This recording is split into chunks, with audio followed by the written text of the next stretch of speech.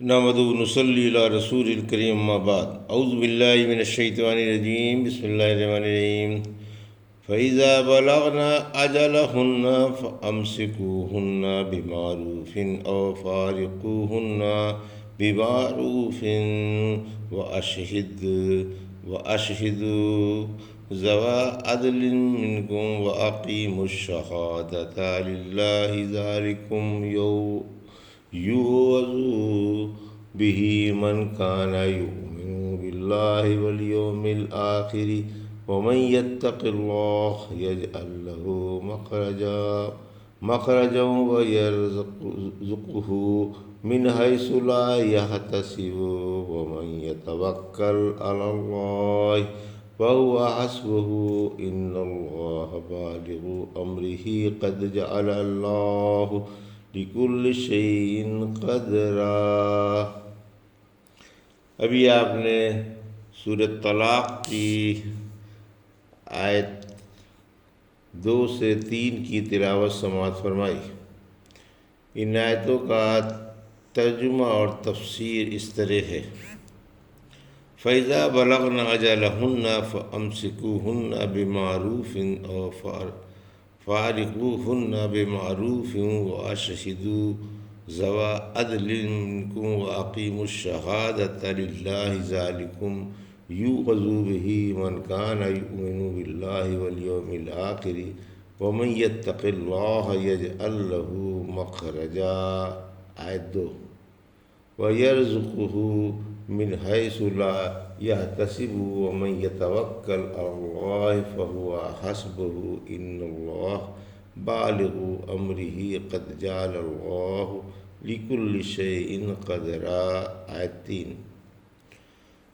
ترجمہ: پھر جب عورتیں اپنی عدت پوری کر لیں تو انہیں یا تو دستور کے مطابق روک لو یا جدا کر دو، اور 2 عادل گواہوں کو گواہ کر لو جو تم میں سے ہوں، اور اللہ کی رضا کے لیے بلا کم و کاست گواہی دو۔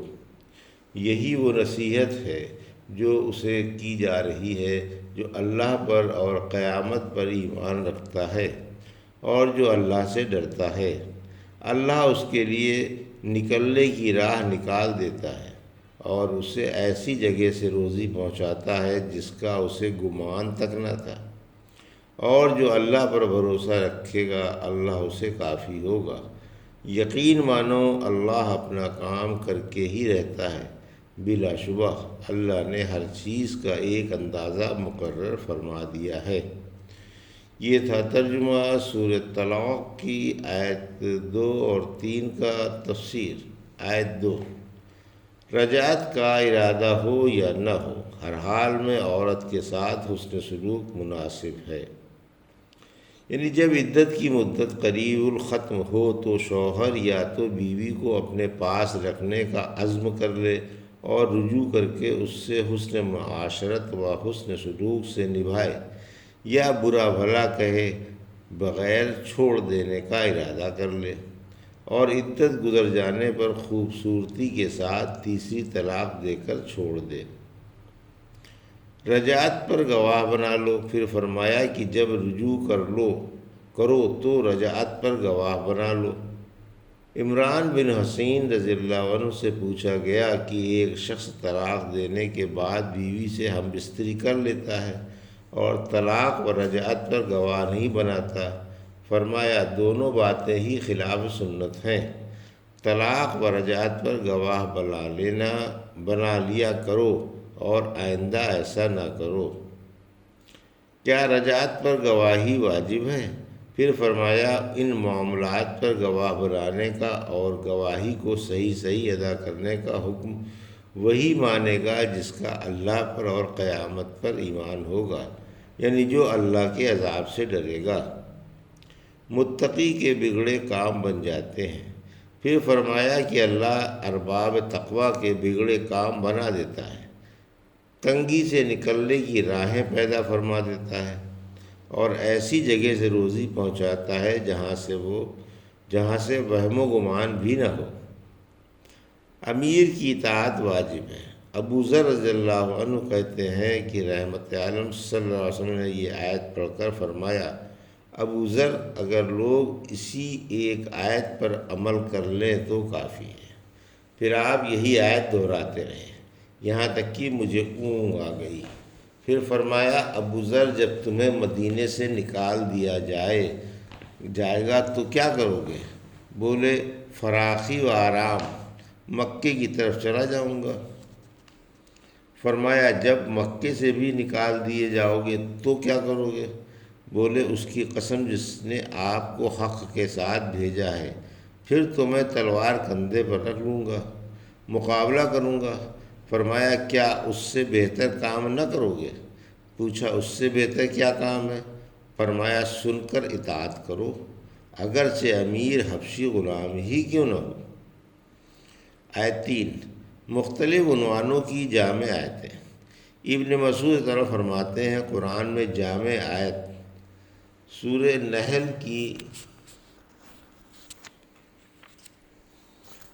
آیت 90 ہے، اور فراخی کے لحاظ سے جامع آیت وَمَن يَتَّقِ اللَّهَ ہے۔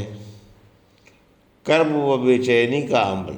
ایک حدیث میں ہے کہ کثرت سے استغفار کرنے والے کا اللہ پاک ہر غم زائل فرما دیتا ہے، ہر تنگی سے نکلنے کی راہ پیدا کر دیتا ہے، اور ایسی جگہ سے روزی پہنچاتا ہے جہاں سے وہم و گمان بھی نہ ہو، اور بقول ابن عباس جانا کہ دنیا اور آخرت کی ہر بے قراری سے نجات دیتا ہے۔ رہائی کا عمل۔ مالک شجعی نے رسول اللہ صلی اللہ علیہ وسلم سے کہا کہ میرا بیٹا عوف گرفتار ہو گیا ہے۔ فرمایا، اس کے پاس کہلا بھیجو کہ رسول اللہ صلی اللہ علیہ وسلم کا حکم ہے کہ کثرت سے لا حول ولا قوت الا باللہ پڑھا کرو۔ دشمنوں نے انہیں چمڑے کے تسموں سے باندھ رکھا تھا، تسمے خود بخود کھل گئے اور یہ نکل بھاگے۔ راستے میں ایک اونٹ مل گیا، اس پر سوار ہو کر اپنے گھر پہنچ گئے۔ جنہوں نے انہیں پکڑا تھا انہی کے اونٹ چر رہے تھے، انہیں بھی اپنے ساتھ ہانک لائے۔ لوگوں نے ان کا تعاقب بھی کیا مگر کسی کے بھی ہاتھ نہیں آئے۔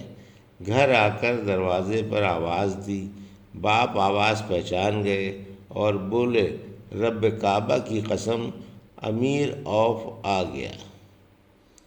ماں بولی، آہ، عوف کہاں؟ وہ تو قید و بند کی مصیبتوں میں گرفتار ہے۔ آخر دونوں میں خادم کے دروازے کی طرف لپکے، دیکھا تو عوف ہی ہیں۔ انہوں نے گھر کا صحن اونٹوں سے بھر دیا، پھر انہوں نے اپنا اور ان اونٹوں کا واقعہ سنایا۔ باپ بولے، مجھے رحمت عالم صلی اللہ علیہ وسلم سے ان اونٹوں کے بارے میں پوچھ آنے دو۔ باپ نے رحمت عالم صلی اللہ علیہ وسلم کو سارا واقعہ سنایا۔ فرمایا، تمہارا مال ہے، جو چاہو کرو۔ پھر یہ آیت اتری، گناہ سے روزی چھن جاتی ہے اور نیکی سے عمر بڑھ جاتی ہے۔ ایک حدیث میں ہے کہ انسان گناہ کی وجہ سے روزی سے محروم ہو جاتا ہے، تقدیر کو دعا ہی لوٹا سکتی ہے اور نیکی ہی عمر میں زیادتی کرتی ہے۔ اللہ والے بن جاؤ، دنیا تمہاری ہے۔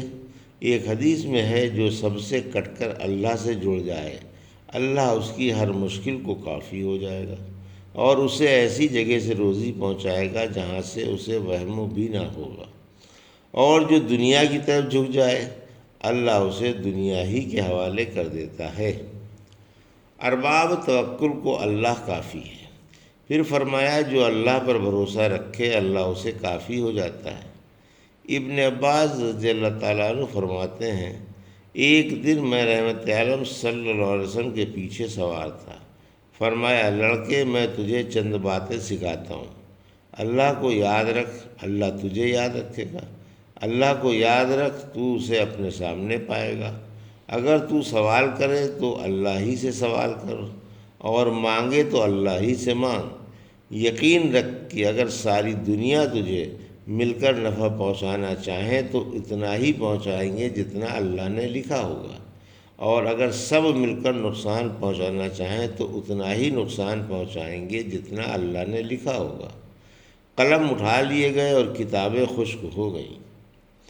اگر کسی نے اپنی پیش آمدہ ضرورت لوگوں کے سامنے رکھی تو اس میں آسانی کا پیدا نہ ہونا ہی لائق ہے، اور اگر اللہ کے سامنے رکھی تو اللہ اس کی مراد جلدی ہی دنیا میں یا مرنے کے بعد بر لائے گا۔